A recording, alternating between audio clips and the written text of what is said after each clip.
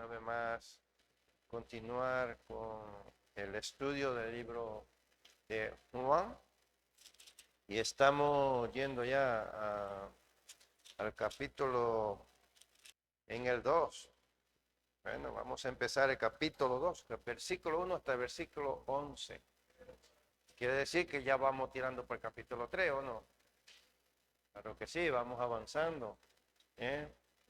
Así que vamos a leerlo de versículo 1 del capítulo 2 de Juan hasta el versículo 11. Y vamos a ver lo que podemos sacar de aquí. Dice, al tercer día se hicieron unas bodas en Caná de Galilea. Y estaba allí la madre de Jesús. Y fueron también invitados a las bodas de Jesús. A las bodas, Jesús y sus discípulos. Y faltando el vino, la madre de Jesús le dijo, no tienen vino. Jesús le dijo, ¿qué tienes conmigo, mujer? Aún no ha venido mi hora. Su madre dijo a los que servían, haced todo lo que os dijere. Y estaban allí 6 tinajas de piedra para agua, conforme al rito de la purificación de los judíos, en cada una de las cuales habían 2 o 3 cántaros. Cuando el maestresala probó el agua hecha vino, sin saber él de dónde era, aunque lo sabían los sirvientes que habían sacado el agua, llamó al esposo y le dijo, todo hombre sirve primero el buen vino, y cuando ya han bebido mucho, entonces el inferior. Mas tú has servido el buen vino hasta ahora.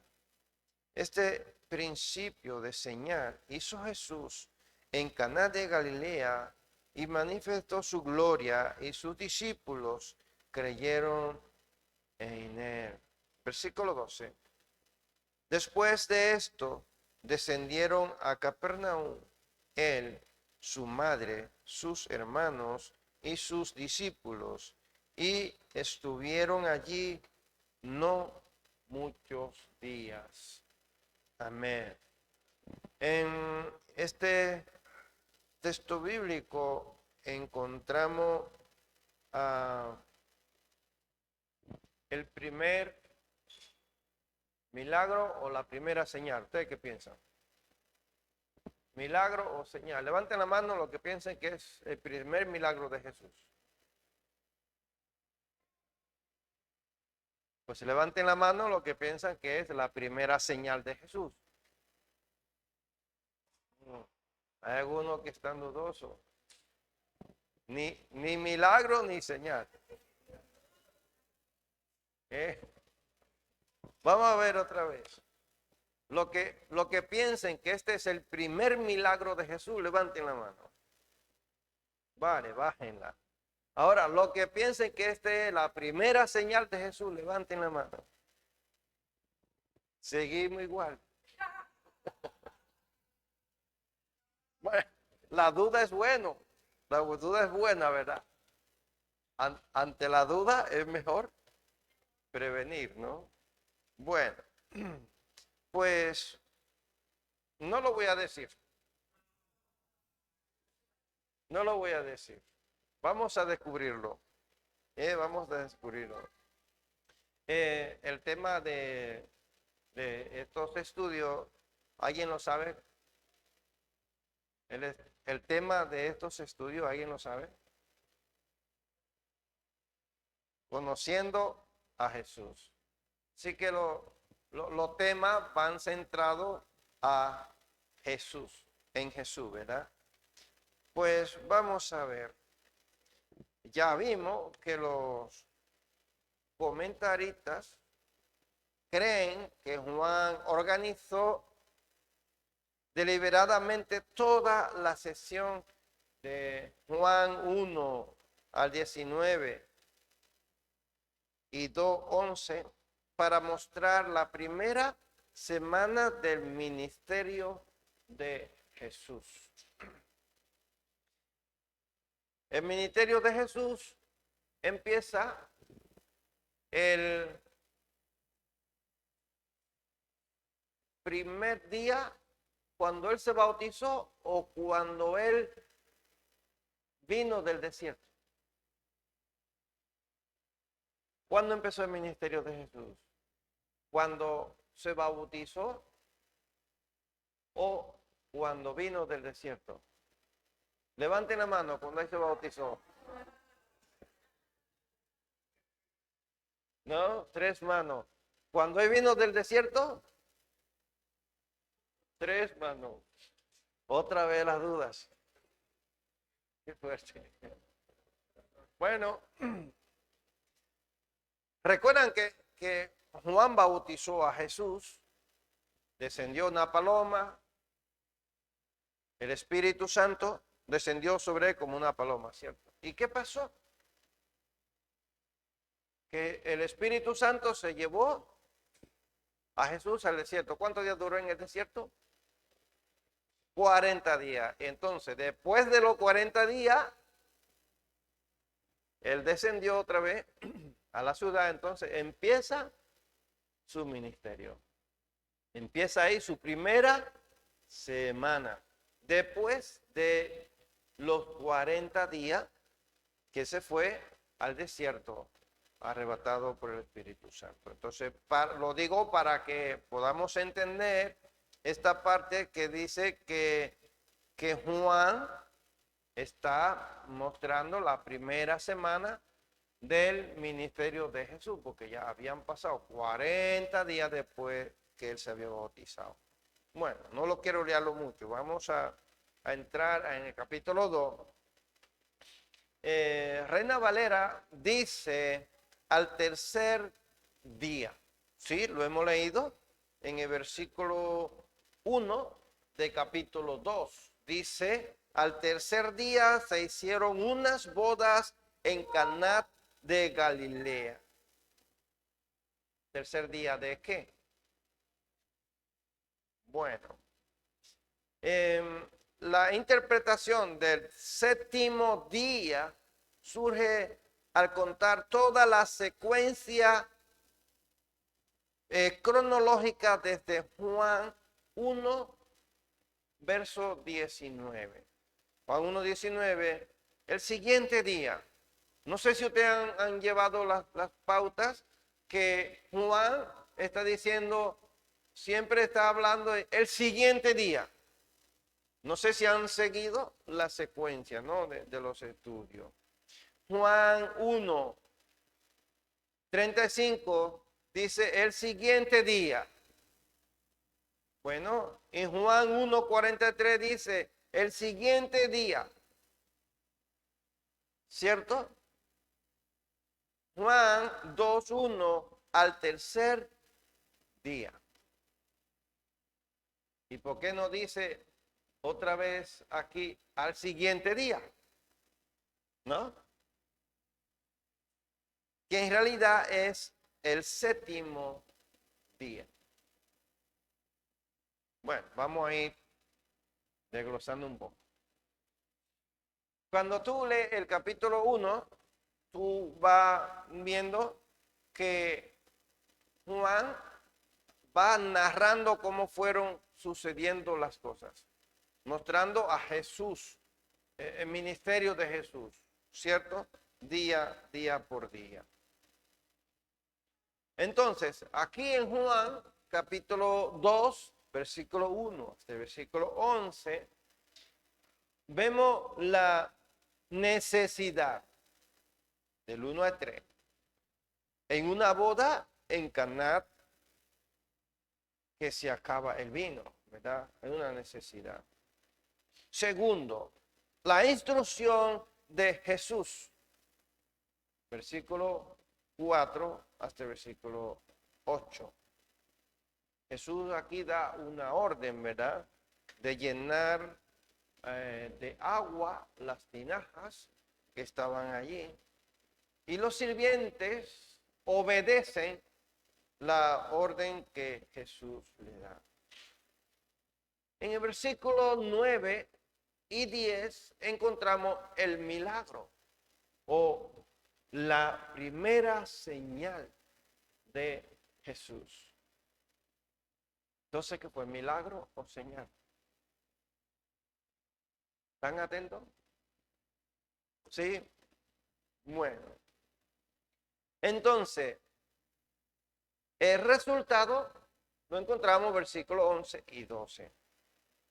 Jesús manifiesta aquí su gloria, lo que Él es, ¿verdad? Y sus discípulos creen en Él por la señal que Él hace. Juan está revelando a Jesús como ¿qué? ¿El Hijo de Dios o como Dios? Bueno, Juan está escribiéndole a judíos y a griegos creyentes, personas creyentes, pero que a la vez tenían dudas porque habían unos maestros que estaban enseñando que Jesús no podía ser el Mesías. Entonces Juan escribe a este grupo de personas para que estén tranquilos, estén seguros, estén confiados que Él sí era el Mesías. Él sí era el Hijo de Dios y Él es Dios. Por eso Juan empieza de versículo 1 diciendo que en el principio era el verbo era con Dios y el verbo era Dios. Y ahora Jesús hace una señal y Juan aquí a través de ese capítulo lo que quiere reflejar es que Él es el que creó todas las cosas. Ninguna persona puede convertir en agua en ninguna otra sustancia si no es porque le eche. Tú puedes hacer zumo, puedes hacer jugo con echándole agua, pero puede echarle sabores, ¿verdad? Sabor de limón, sabor de naranja, sabor de maracuyá, puede, ¿cierto? Echarle azúcar, echarle hielo. Y el agua ya no es agua, ahora es que un zumo, ¿cierto? Nadie puede convertir el agua en una sustancia con sabor, con color, porque el agua no tiene sabor ni tiene color. Entonces, ¿qué es lo que Juan está diciéndole aquí a los lectores? Que Él es aquel que desde el principio creó todas las cosas. El relato de Caná en el Evangelio según Juan no pretende enseñar sobre el matrimonio ni sobre el vino. Pudiéramos hablar sobre el matrimonio. Bueno, porque aquí se menciona que se está celebrando una boda. Pudiéramos hablar del vino porque se acabó el vino y vimos que Jesús convirtió el agua en vino. De aquí podríamos sacar doctrina, ¿verdad? Pero no se trata tratando de eso. Juan no está tratando, Juan está enfocando que Jesús es Dios, el que tiene autoridad para darle orden a la naturaleza para que ella haga cosas. Su sentido principal es mostrar que el milagro es una señal de la llegada del Mesías y se inaugura una nueva etapa simbolizada como un banquete de bodas. Un nuevo comienzo, una nueva etapa. Recuerda que antes lo que existía era la ley de Moisés, ritual, sacrificar, se tenían que hacer sacrificio con cordero para el perdón de pecado, y ahora empieza una nueva etapa para la humanidad. El versículo 1, Jesús aquí le dice que no ha llegado, ¿verdad?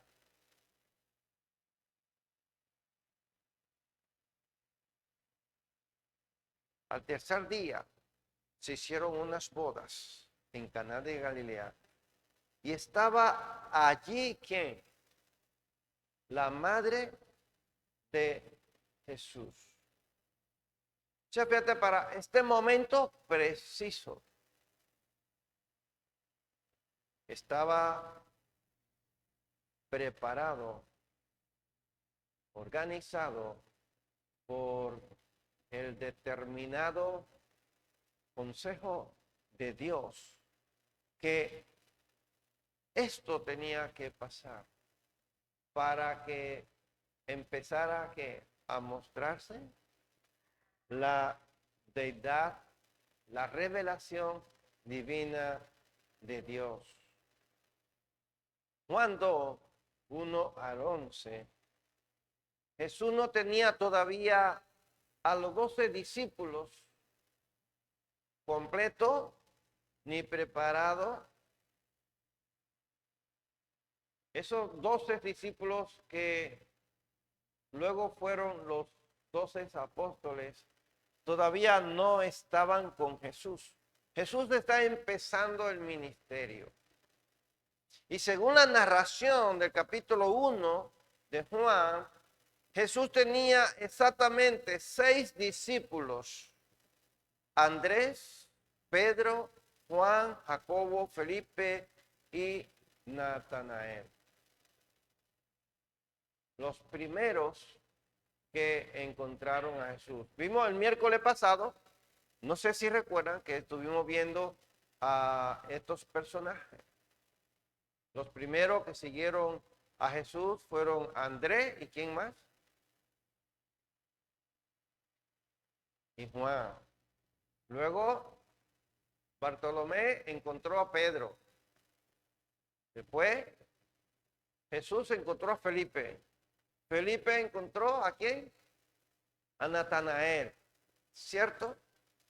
Y fueron sucediendo las cosas así, ¿no? Bueno, pues estos discípulos son los que aparecen aquí en este capítulo 2 del libro de Juan. El contexto cultural. En la cultura judía, las bodas duraban varios días y los novios eran los anfitriones de la celebración. La boda era eventos muy importantes en la vida de ellos. Se preparaban con anticipación y contaban con la participación de familiares, amigos y vecinos. Todos ellos se reunían para celebrar la boda. Tanto los familiares, vecinos y amigos de la novia, como los familiares, amigos y vecinos del novio. Se reunían, todos eran invitados a la boda y se reunían para celebrar. Pero no se reunían como nosotros un par de horas a celebrar, no, ellos eran días. Se reunían días para celebrar. Versículo 3 dice, y faltando el vino, la madre de Jesús le dijo, no tienen vino. Faltando el vino. Bueno, hoy día nosotros vamos a una boda y puede ser que se termine la comida, no pasa nada, porque es un rato, pero si hubiera sido varios días, sí que pasa, ¿verdad? Porque habría que buscar cena, desayuno, comida, merienda. Si se acaba el agua, hoy día no pasa nada, porque nos vamos a casa, pero en aquel tiempo, varios días sin beber ya era complicado, ¿verdad?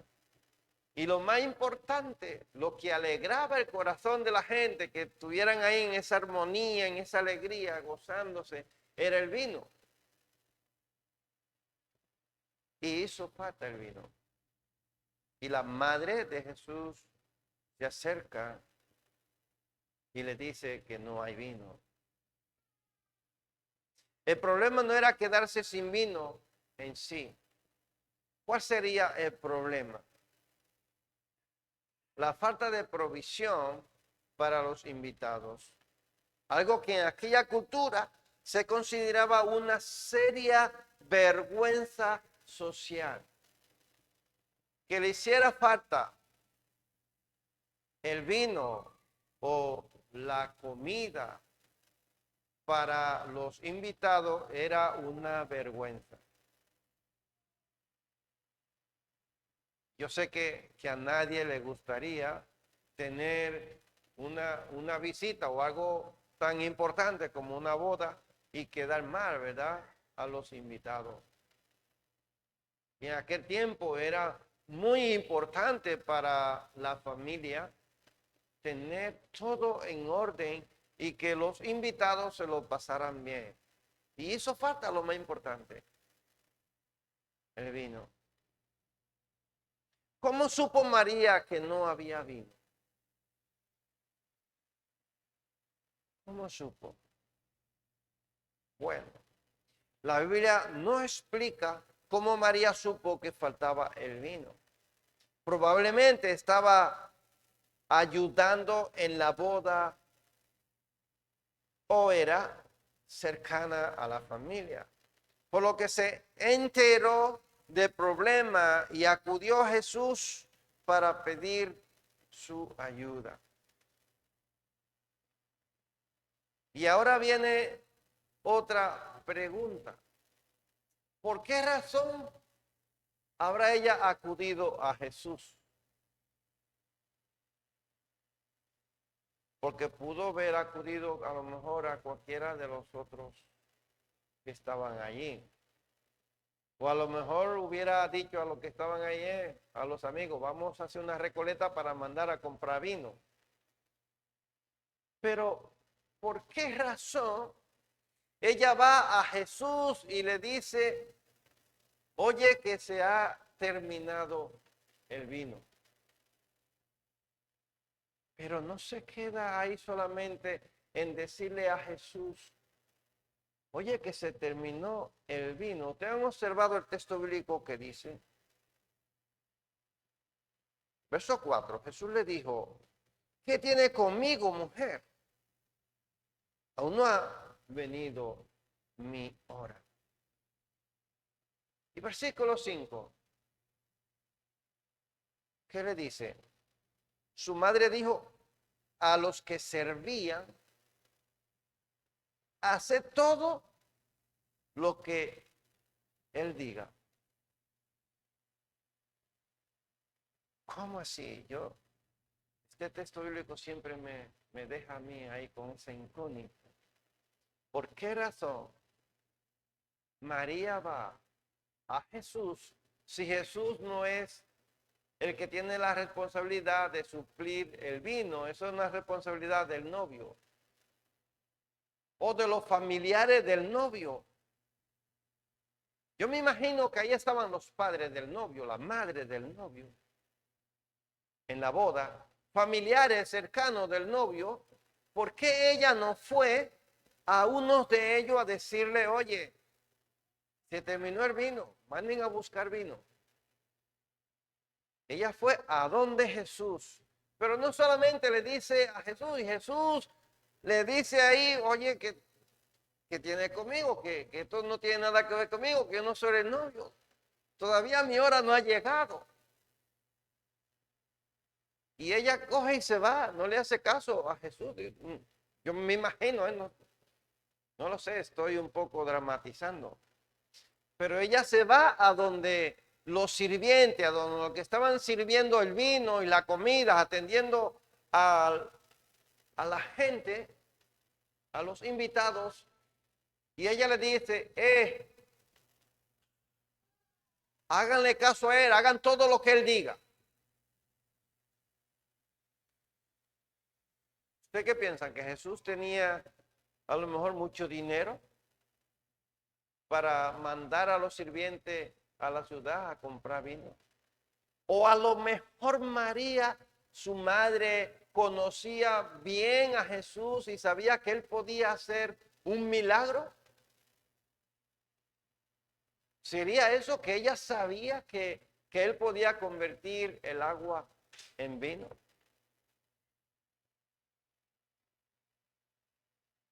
Yo no sé si ustedes han visto una película de una niña que ella tenía poderes y hacía de todos con los juguetes y transformaba cosas. ¿Sería que Jesús cuando pequeño hacía esas cosas? ¿Eh? Dice que es el primer milagro o la primera señal de Jesús. Pero una cosa sí tenemos clarísima y es que María sí sabía que él tenía poderes. No poderes de hacer magias y esas cosas, sino que cuando el ángel le dijo que ella iba a quedar encinta, que el poder del Altísimo le iba a cubrir y que el Espíritu Santo de Dios iba a entrar en su vientre, iba a tener un hijo, que el hijo se llamaría hijo de ¿quién? Del Altísimo, hijo del Altísimo. Lo sabía ella, ¿verdad que sí? Claro que sí, que ella era consciente, sabía quién era Jesús. Bueno, dicho lo anterior, lo que María le dice a Jesús, no hay vino, se puede entender la urgencia de María en el versículo 3. Ya no tienen vino. Y a lo mejor la preocupación de esta mujer para que los novios no quedaran avergonzados. Ahora miremos la respuesta que Jesús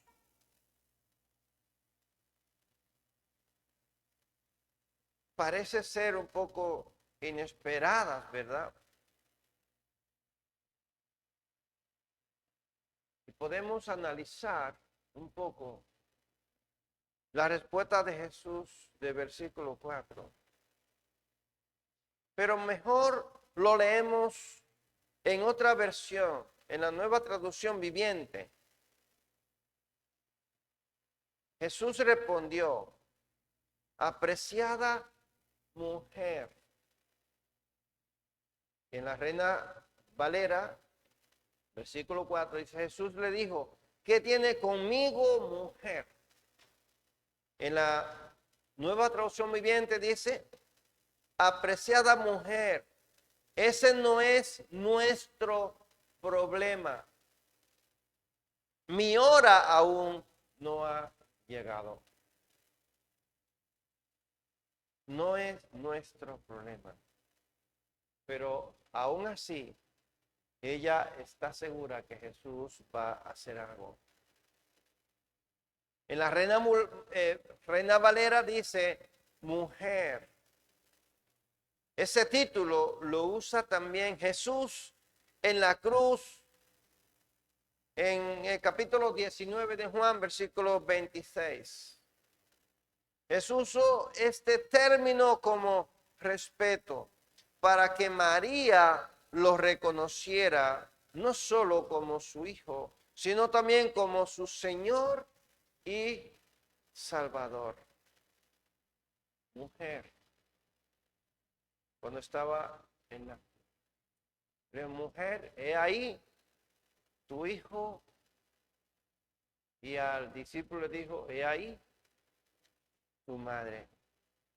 Jesús estaba determinando que él no puede actuar bajo la autoridad de su madre terrenal, sino que ha de seguir la agenda de su padre.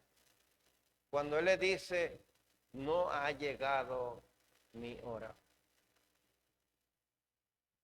Él vino para cumplir las órdenes del Padre, ¿verdad? La voluntad del Padre. ¿Cuál era? Morir, ¿verdad? En la cruz del Calvario. En la Reina Valera dice, ¿qué tiene eso que ver conmigo? Jesús no fue descortés. No le estaba hablándole mal a su madre. Simplemente mostró que su prioridad era cumplir la misión que Dios le había dado, más allá del problema inmediato.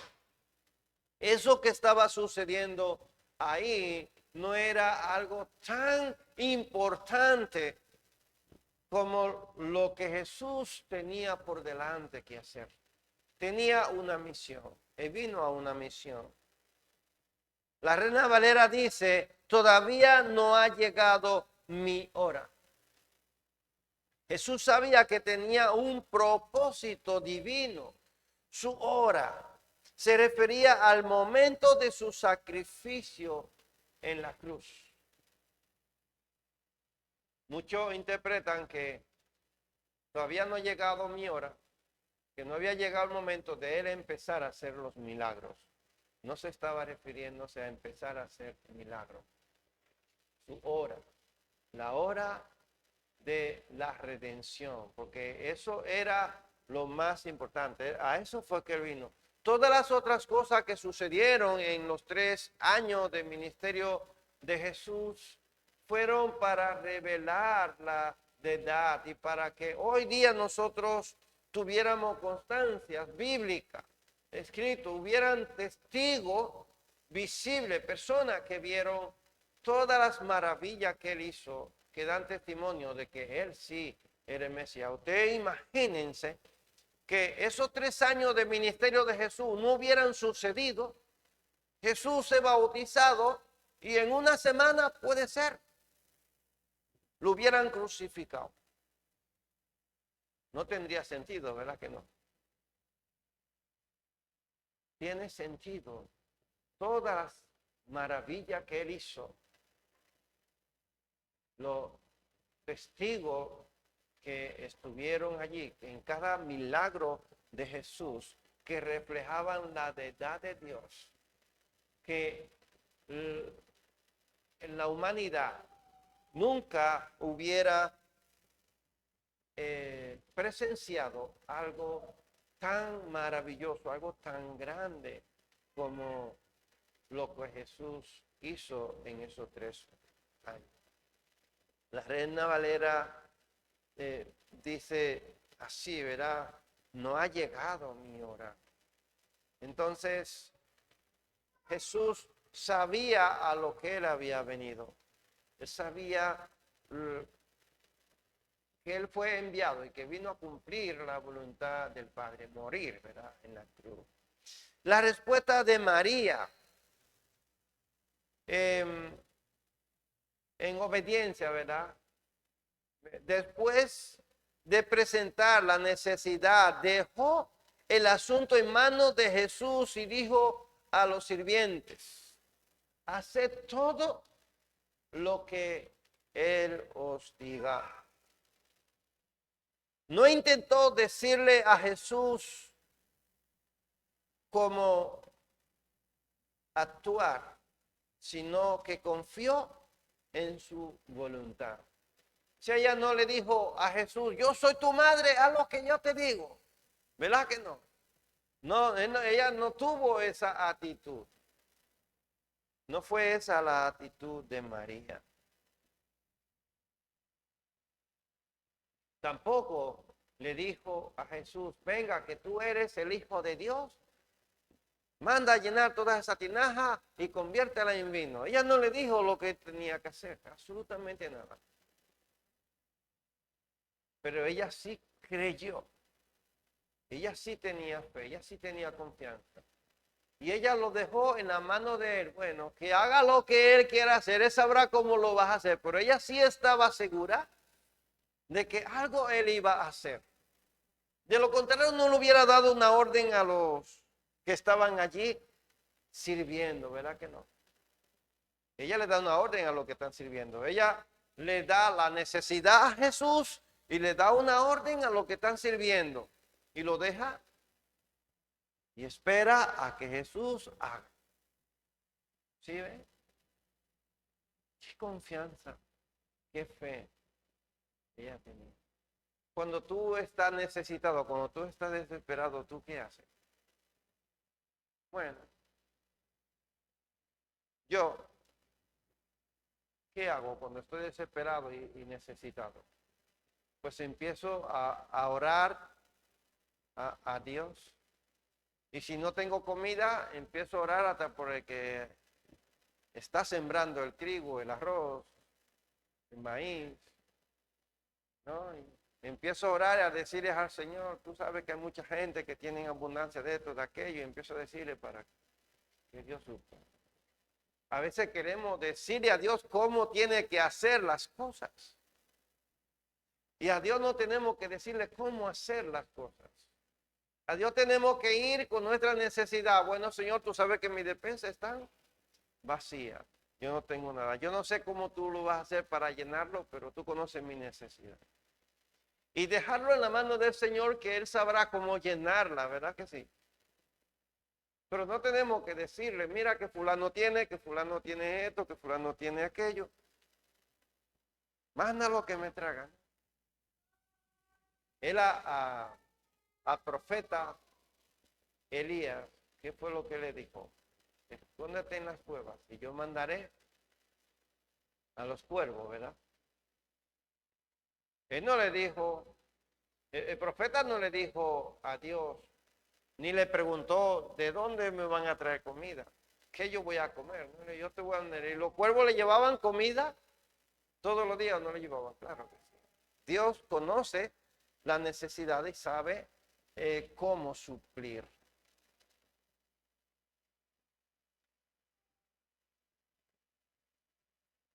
¿Qué aprendemos de esto? Bueno, podemos aprender que podemos acudir a Jesús con nuestras necesidades, incluso las más sencillas, porque muchas veces pensamos que solo son las necesidades grandes donde nosotros no podemos llegar, la que tenemos que presentarle a Jesús. Pero muchas veces hay muchas necesidades muy sencillas que no se las presentamos al Señor. María llevó a Jesús un problema cotidiano, la falta de vino. Esto nos recuerda que nada de lo que nos preocupa es demasiado pequeño para Dios. Puede ser grande, un problema grande, una necesidad grande. Para Dios no es difícil. Para Dios no es tan grande. Él es el Dios creador de todas las cosas y Él es el que tiene control de todas las cosas. En el capítulo 6, en el versículo 6 del capítulo 2 de Juan, que estamos, dice que cerca de allí había 6 tinajas de piedras que se usaban para el lavado ceremonial de los judíos. Conforme a la costumbre, dice, ¿verdad? De los judíos. Recuerdan que la costumbre de los judíos era llegar a la casa y allí tenían sirviente que le ponían unas poncheras con agua, una toalla para que se lavaran las manos, se lavaran los pies y se secaran para poder entrar a la casa. Y ahí habían 6 tinajas. Eran muchas personas que estaban invitadas a boda. Y tenía que haber agua suficiente. Pero fíjate que que el verso dice que las tinajas estaban vacías o qué.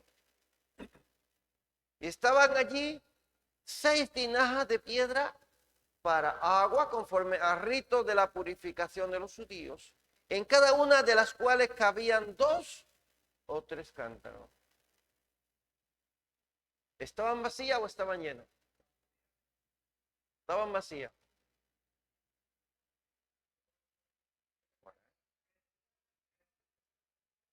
¿Vacía o llena? Tienen muchas dudas ustedes. Estaban vacías. Bueno, porque ya se había gastado el agua con muchas personas. Es posible que a lo mejor alguna quedara todavía con un poco de agua. Bueno, entonces Jesús, ¿qué fue lo que le dijo? Llenad estas tinajas de agua, y las llenaron hasta arriba. Hasta arriba. Las llenaron. 6 tinajas. ¿De qué eran las tinajas? ¿De barro? ¿De tierra? ¿De madera? ¿O de piedra? Tinajas de piedra. Las 6 tinajas de piedra que aparecen en el relato no eran recipientes comunes, sino vasijas utilizadas en las ceremonias de purificación judía. Está en Marcos capítulo 7, versículo 1 a 4. A diferencia de las de barro, que podían contaminarse ritualmente y debían ser destruidas según la ley en Levítico capítulo 11, versículo 33, porque a diferencia del barro, la piedra no se consideraba contaminable. Cuando una tinaja de barro se contaminaba, tenían que romperla. No importaba el valor que tuviera emocional. Tenían que destruirla. Sin embargo, estas no se destruían. Jesús transforma el agua de las tinajas de piedra en vino, igual que transforma corazones de piedra en ¿qué? En corazones llenos del Espíritu Santo. ¿Va tomando sentido o no? Tinajas de piedra, la llena de agua y lo transforma en ¿qué? En vino. Y coge corazones endurecidos para transformarlo y llenarlo ¿de qué? Del Espíritu Santo de Dios. Se puede transformar, ¿verdad? Las tinajas de la purificación judía ahora se están llenando de algo nuevo, no de agua, sino de algo que tiene sabor, de algo que alegra los corazones, señalando el inicio de un tiempo de perdón y restauración. Otra cosa que encontramos aquí. Llena el corazón, el Espíritu Santo lo transforma, pero ¿qué más hace? Un nuevo tiempo. Tiempo de perdón y tiempo de restauración. ¿Qué más podemos encontrar? Versículo 8. Versículo 8. ¿Qué encontramos aquí? Versículo 8. Entonces le dijo, sacad ahora y llevadlo al maestresala. ¿Y qué hicieron?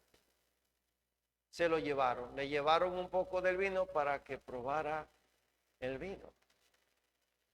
A ver si estaba bueno o no estaba bueno. ¿Qué aprendemos?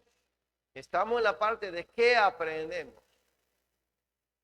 Cada persona tiene una parte que cumplir. Jesús hizo el milagro. Jesús hizo su parte, podemos decir eso, ¿verdad?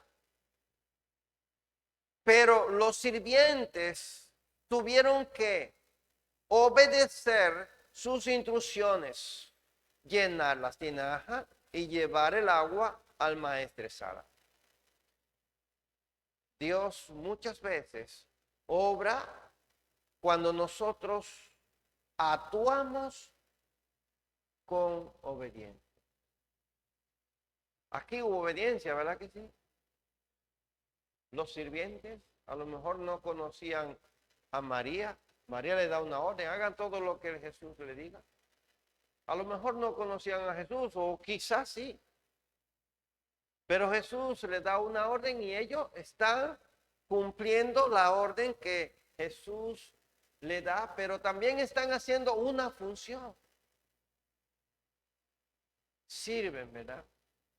Y los sirvientes tienen que tener un corazón obediente. ¿Tú eres siervo de Dios?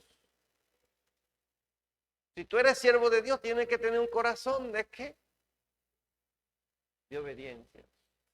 Tienes que tener un corazón obediente para ser siervo. Entonces cada uno tiene una función. Jesús tiene autoridad, Jesús tiene poder para transformar, para convertir, para perdonar.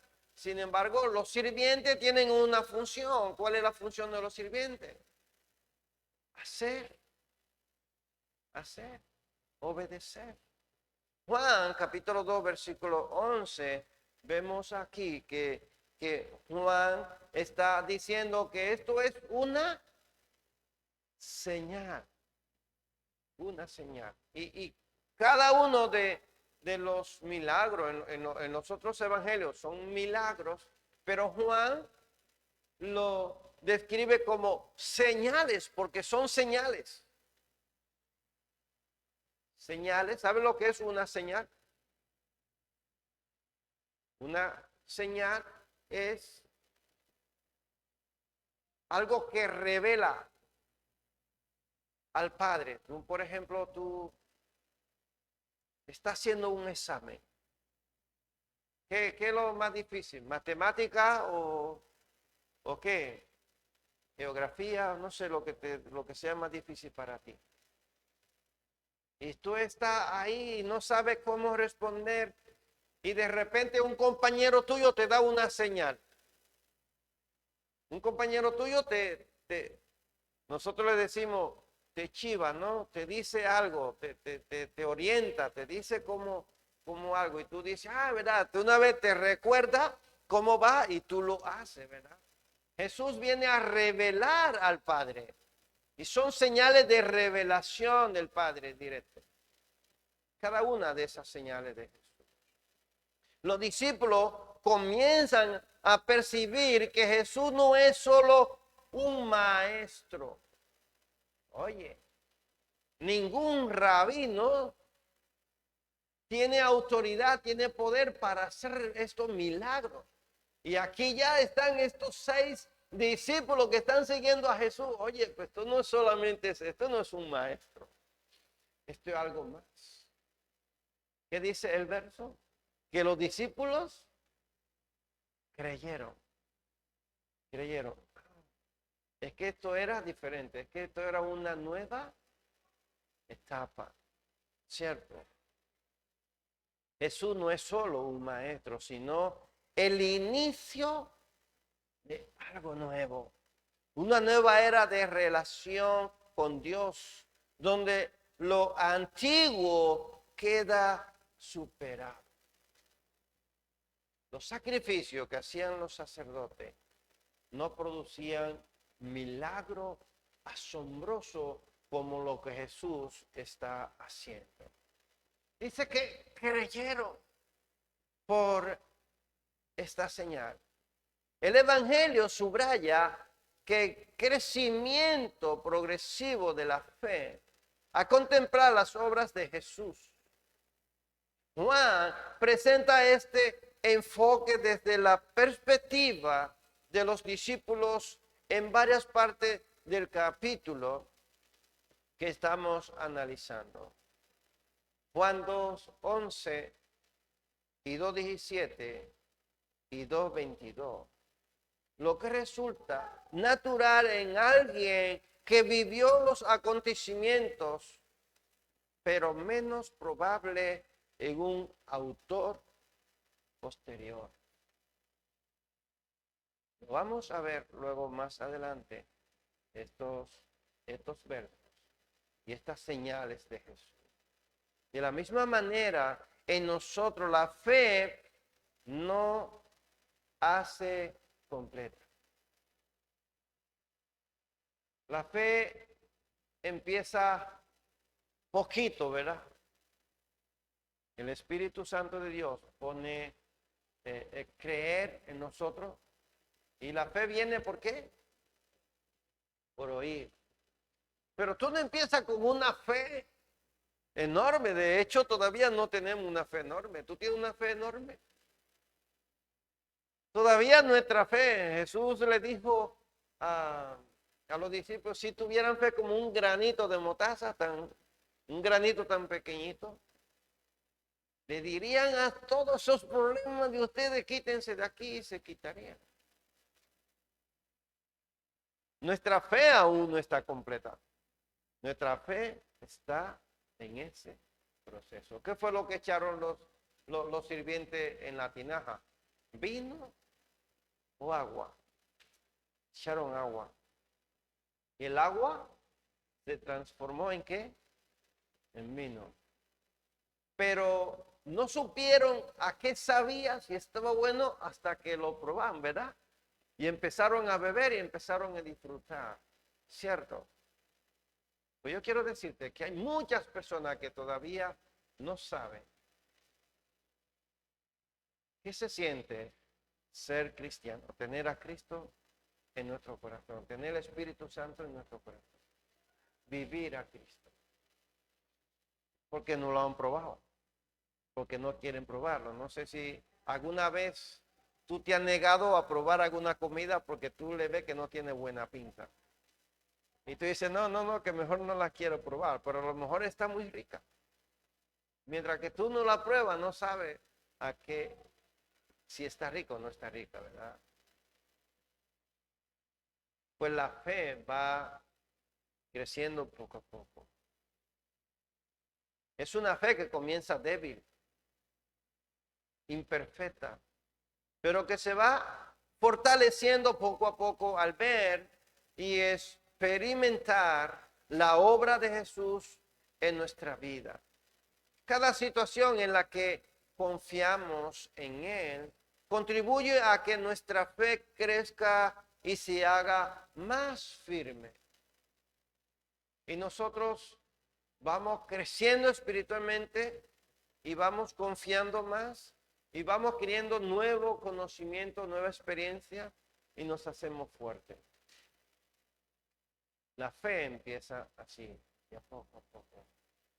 Para nosotros nos estamos guardando problemas o preocupaciones por pensar que son demasiado pequeños o insignificantes para Dios.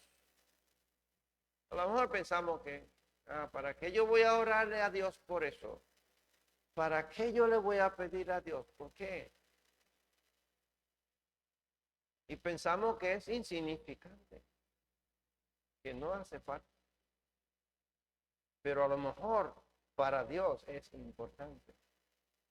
Ver tu humillación, ver tu humildad, ver tu confianza, ver tu dependencia de Él, ver que de todo tú dependa de Dios. Encomienda a Jehová tu camino, espera en Él y Él hará. Se encomendar a Dios mi camino, pero mi caminar es toda mi vida, es todo lo que a mí me pueda suceder, es todo lo que yo tenga, ¿cierto?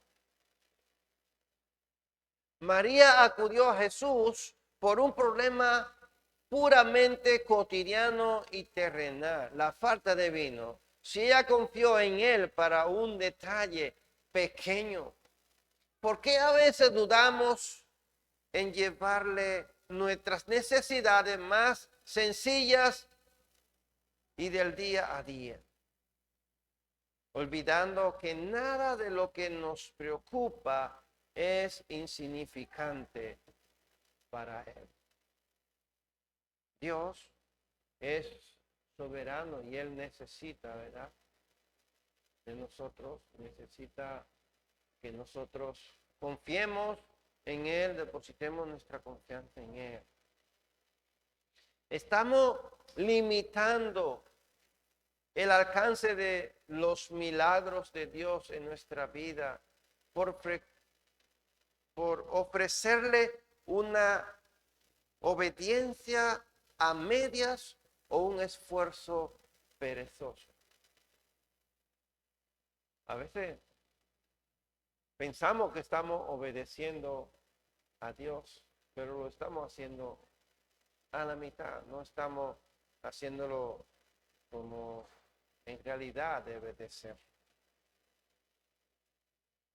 Y yo me incluyo aquí, a veces somos perezosos, ¿verdad? Nos da pereza orar a Dios, presentarles a Dios todas nuestras circunstancias, nuestras situaciones. Y a veces decimos, Dios lo sabe todo, Dios lo ve todo, Dios lo conoce todo, no hace falta. Pero es verdad, hermano, Él lo sabe todo, lo conoce todo, lo puede todo.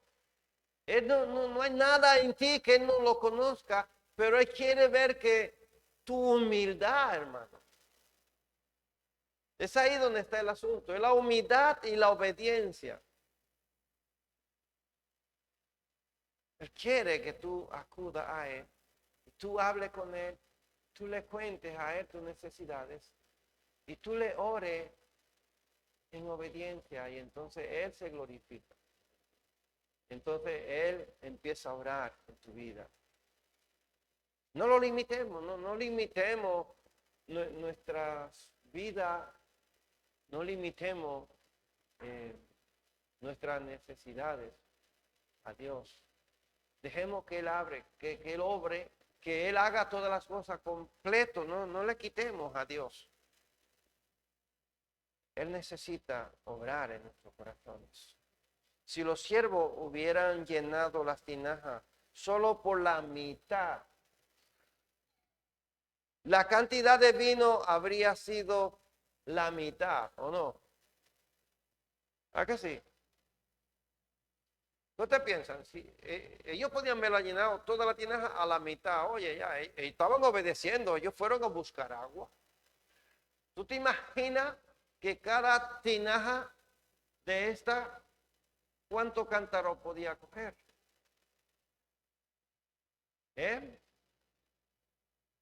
20 o 30. ¿Cuánto viaje tuvieron que dar estos hombres y mujeres al pozo a buscar agua para llenar? ¿Y qué tan lejos estaría el pozo? No lo sabemos, ¿verdad que no? Pero ¿cuánto viaje tuvieron que dar ellos para llenar esa tinaja? A lo mejor pudieron haber dicho, bueno, pues ya está bien de agua. Ellos no sabían para qué era el agua. Jesús solamente les dijo que la llenaran de agua, ¿no? Ellos no sabían para qué era. A lo mejor hubieran dicho, pero si ya toda la gente que está aquí se han lavado las manos y los pies, ¿para qué quiere Jesús que llenemos esta tinaja otra vez de agua? Podían haberla dejado a la mitad, pero no estarían obedeciendo por completo, porque Jesús le dijo que la llenaran, ¿cierto? Y nosotros somos así muchas veces. Estamos obedeciendo. Sí, yo estoy leyendo la Biblia, yo leo un verso a lo mejor en la mañana, un verso por la tarde, un verso, qué sé yo, así, ya está. Pero eso no es suficiente para pasar tiempo con Dios. Eso no es suficiente para buscar la presencia de Dios. Sabiendo esto, estoy llenando mis tinajas hasta arriba o le estoy dando a Jesús solo una fracción de lo que me pide, esperando que Él lo multiplique igualmente. Nos quedamos a la mitad, nos quedamos a media. Y estamos obedeciendo, yo estoy orando oro una vez al día, estoy obedeciendo. Leo un verso, estoy obedeciendo, ¿cierto? Pero no lo estamos haciendo completo. Tenemos que hacerlo completo para Dios. Tenemos que pasar tiempo con Dios para que Él llene, para que nuestra tinaja se llene. De lo contrario, no se vale dejarlo a la mitad. Él nos quiere lleno, ¿verdad? Sin santidad, nadie verá al Señor. De la única manera que nosotros podemos santificarnos, purificarnos, es llenándonos por completo hasta arriba. Estoy terminando pensando en cómo Jesús se sometió por completo a la agenda del Padre, anteponiendo la voluntad divina a su propia comodidad o deseos. ¿En qué área específica de tu vida te resulta hoy más desafiante rendir tus propios planes para alinearte a la agenda de Dios? ¿En cuál? ¿En qué área de tu vida te cuesta obedecer? ¿Te cuesta hacer la voluntad de Dios? Buscar de Dios. ¿En qué área de tu vida te cuesta llenar tu tinaja? Hay muchas, ¿verdad? Hay muchas áreas en nuestra vida que cuesta llenar. Pero el creador del universo, el que nos ha creado a nosotros, Él quiere llenar tu tinaja. Hasta arriba, no a media. ¿A quién no le gustaría recibir regalos valiosos, grandes? Te regalan, qué sé yo, un cofre que solamente tiene un pendiente de oro, un anillo de oro. O te encuentra un cofre, qué sé yo, o te encuentra un bolso por ahí enterrado de muchos años y solamente tiene una piedrecita de diamante. Te diría, pero este bolso igual debió de tener muchos diamantes y solo se quedó uno aquí escondido, y eso porque no lo encontró, ¿no? Te gustaría, ¿verdad?, que estuviera lleno. Pues a Dios le gustaría llenar nuestra tinaja de tesoro del reino de los cielos, del Espíritu Santo. Yo te pido que te ponga en pie.